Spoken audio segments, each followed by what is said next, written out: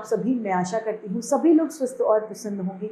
आज हम हमारा पाठ ईश्वर चंद्र विद्यासागर को पढ़ेंगे और समझेंगे। आइए शुरू करते हैं इस पाठ को। यह पाठ 13 ईश्वर चंद्र विद्यासागर। काफी समय पहले की बात है, यानी पुराने समय की बात है।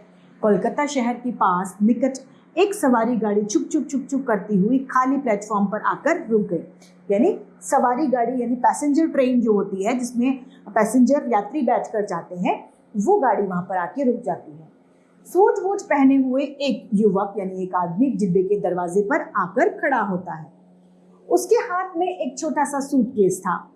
उसने इधर उधर देखा और आवाज लगाई, कुली कुली। लेकिन वो स्टेशन छोटा था तो कुली कहाँ मिलता। गाड़ी भी 2 ही मिनट रुकी और चल दी। गार्ड ने हरी झंडी दिखाई, इंजन की सीटी बज गई। सूटकेस लेकर वह युवक जल्दी से नीचे उतरा। गाड़ी चल पड़ी। युवक यात्री ने फिर से आवाज लगाई, कुली कुली।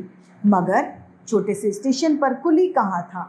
कुली न मिलने के कारण यात्री बड़ा परेशान था। फिर उसने धोती कुर्ता पहने एक आदमी को अपनी ओर आते हुए देखा।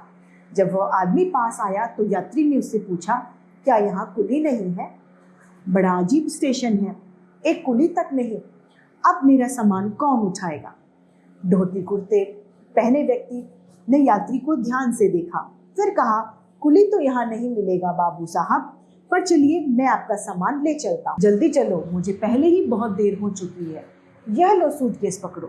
धोती कुर्ता पहने व्यक्ति ने चुपचाप सूटकेस उठा लिया। वह सूटकेस उठाकर यात्री के पीछे चलने लगा।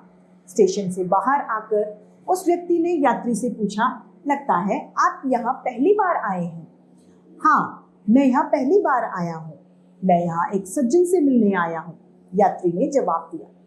सूटकेस लेकर चलते व्यक्ति ने फिर यात्री से पूछा, यहाँ इस छोटी सी जगह आप किससे मिलने आए हैं?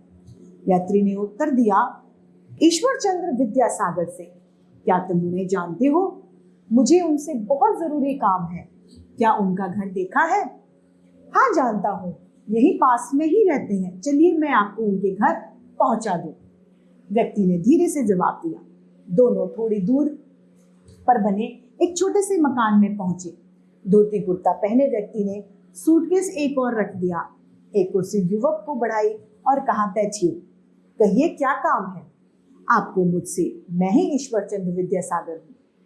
यह सुनकर यात्री ठना सा रह गया, यानी वो ठगा सा रह गया, यानी वो बहुत लज्जित हो गया, आश्चर्यचकित रह गया। वह ईश्वर चंद्र विद्यासागर के चरणों में गिर पड़ा और बोला, मेरा नाम मनमोहन है। मैं कलकत्ता से आपके दर्शनों के लिए आई। मुझसे बहुत बड़ी भूल हो गई, मुझे माफ कीजिए, मैं आपको पहचान नहीं पाया। उठो उठो, माफी मांगने की कोई बात नहीं। ईश्वर चंद्र ने उसे उठाया। मनमोहन को समझाते हुए वे बोले, भाई, अपना काम करने में कैसा संकोच या कैसी हिचक, इससे कोई छोटा नहीं होता। आज की बात भूल जाओ और अपना काम स्वयं करने की आदत डाल दो। इस पाठ से हमें शिक्षा मिलती है कि हमें अपना काम खुद यानी स्वयं ही करना चाहिए।